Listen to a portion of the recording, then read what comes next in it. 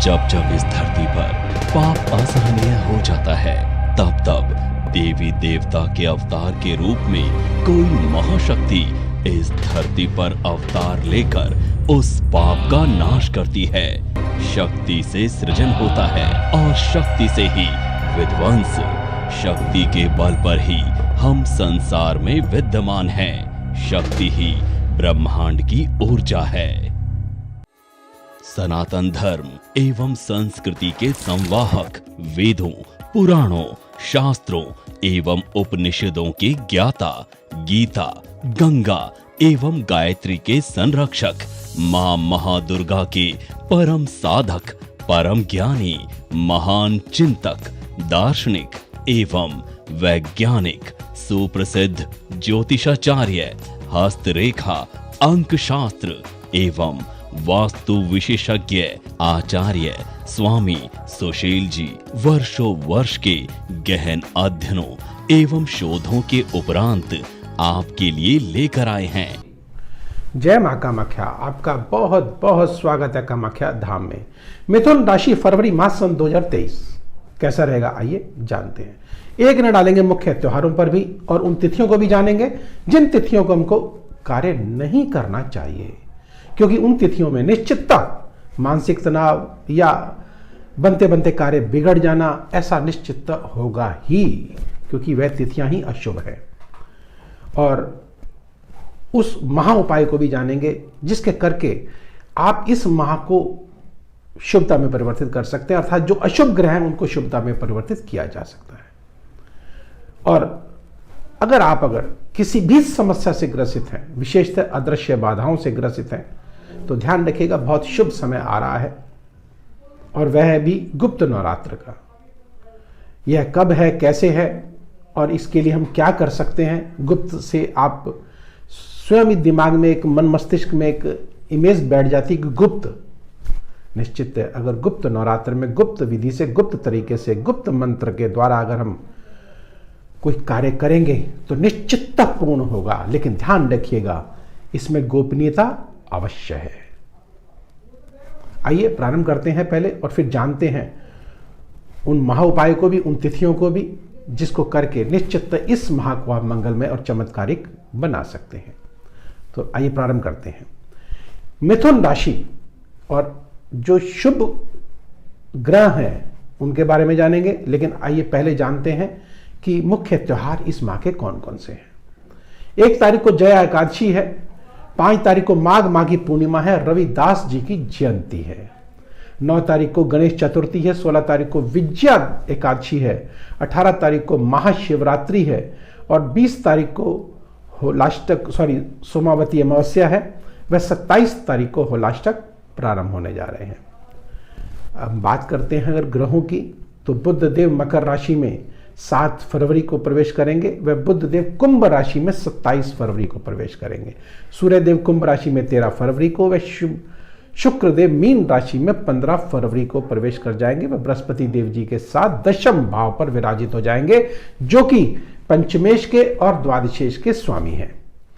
और जब हम बात करते हैं पंचमेश की, तो पंचम भाव संतान का भाव होता है, और जब संतान के भाव के स्वामी देव दशम भाव पर ऊंचाइयों पर आ रहे हैं तो निश्चित संतान पक्ष को लाभ अवश्य होगा, अर्थात उनको ऊंचाइयां मिलेंगी, उनको सफलता अवश्य मिलती हुई देख। सुशील गुरुजी की मदद से मुझे वह खुशी मिली है जिसकी मैंने कभी भी उम्मीद नहीं की थी। मेरा जो कार्य था, मेरे बॉयफ्रेंड के साथ मेरी शादी होने के लिए फैमिली वाले एग्री नहीं हो रहे थे, जिसके लिए कहाँ कहाँ नहीं भटके, लेकिन हमेशा सब जगह से निराशा ही हाथ मिली। लेकिन सुशील गुरुजी से जब कांटेक्ट में आए तो उनके द्वारा दिया गया मार्गदर्शन से मेरे और हमारे बॉयफ्रेंड की फैमिली वाले सभी एग्री हुए। इसके लिए सुशील गुरुजी को दिल से धन्यवाद। दिखाई दे रही है और हमारी इच्छा शक्ति भी अवश्य प्रबल होगी, क्योंकि यह इच्छा शक्ति का भाव है।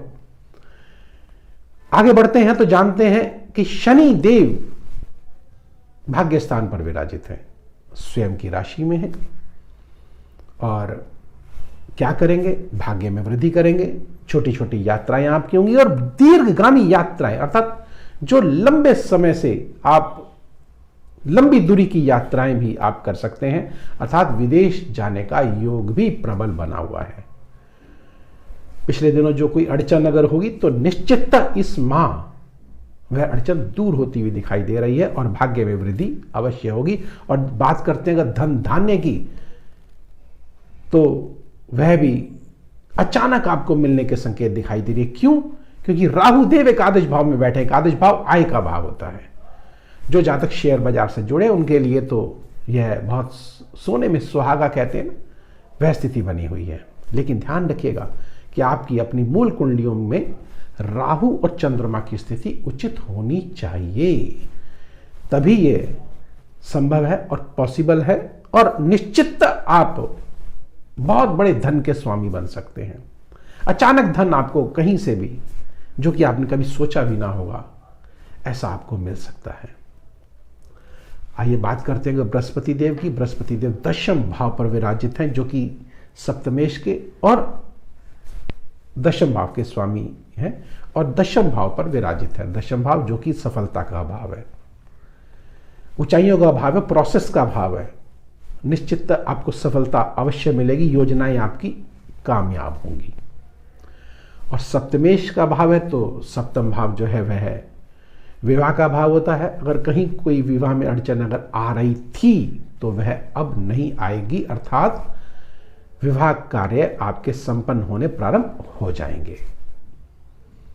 और आइए अब हम बात करते हैं मंगल देव की। मंगल देव जो कि द्वादश भाव में बैठे हैं, जो कि शुभ नहीं है, एकादशेश के स्वामी हैं और षष्ठेश के स्वामी हैं। तो निश्चित शत्रुओं द्वारा परास्त हो सकते हैं या परेशान आपको कर सकते हैं। और जरूरत से ज़्यादा जो ये कह सकते हैं कि परेशानियां आपकी बढ़ सकती हैं और जो आय आप करेंगे वह खर्च में परिवर्तित हो सकता है। इसके लिए कुछ नहीं, छोटा सा उपाय करेंगे जिसके करके आप इस जो कष्ट है या यूँ कहेंगे जो परेशानी है उससे निजात आप पा सकते हैं। बात करते हैं सूर्य देव की। सूर्य देव जो है अष्टम भाव पर बैठे हैं और 13 तारीख को यह भाग्य स्थान पर पहुंचेंगे। और जब भाग्य स्थान पर पहुंचेंगे तब जो है भाग्य में वृद्धि होगी। उससे पहले आपको सावधान अवश्य रहना चाहिए। कोई राजकीय कार्यों में निश्चित रुकावट आ सकती है। तो आइए अब उन तिथियों को जान लेते हैं जिन तिथियों को हमको कार्य नहीं करना चाहिए, और हाँ, उन तिथियों को भी जानते हैं जिन तिथियों में विशेष मंगलकारी समय है, ये भाग्यवर्धक समय है।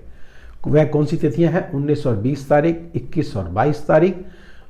लेकिन रुकावट के साथ आपके पास धन अवश्य आएगा और वह है 24 और 25 तारीख। भूल कर भी जिन तिथियों को कार्य आपको नहीं करना वह है 9, 10 तारीख, 13, 14, 17, 18 और 26 और 27 तारीख। भूल कर भी इन तिथियों को कार्य ना करें। अगर करना भी पड़े तो एक छोटा सा महाउपाय है माँ कामाख्या का, जिसको करके निश्चित इस माह को आप मंगल में बना सकते हैं। लेकिन उससे पहले एक विशेष जानकारी आपको देना चाहता हूँ कि अगर किसी भी संकट में या आप नहीं समझ पा रहे कि ये ग्रहों का दोष है या कोई ऊपरी दोष है, हमारी समझ में कई बार नहीं आता कि हो क्या रहा है हमारे साथ। हम विभिन्न प्रकार के वैदिक उपचार कर चुके हैं, विभिन्न विद्वानों के पास हम जा चुके हैं, लेकिन हमको लाभ नहीं मिल पा रहा और हम निराश हो जाते हैं, हताश हो जाते हैं, परेशान हो जाते हैं कि नहीं ये सब व्यर्थ है, कुछ नहीं है ये।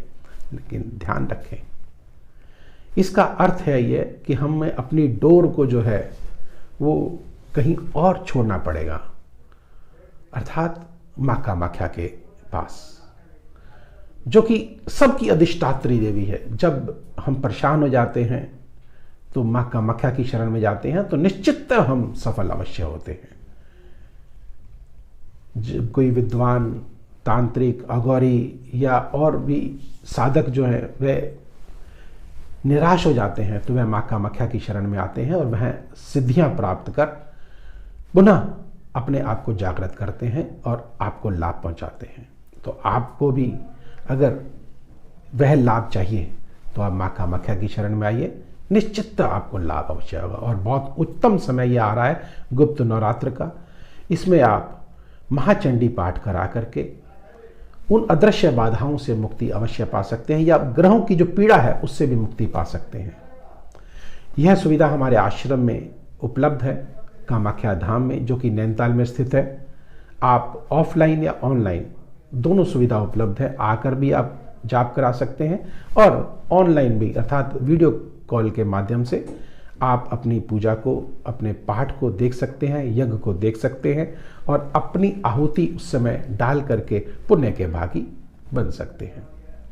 आइए अब उस महा उपाय को जान लेते हैं जिसके करके इस माह को कम से कम आप मंगलमय बना सकते हैं, जो कि छोटा सा है और आप घरेलू उपचार में आपको बताने की कोशिश करता हूं, जो कि मां कामाख्या से जुड़ा होता है। 3 लौंग लेंगे आप और रात्रि को अपने सिर के तकिए के नीचे रख देंगे।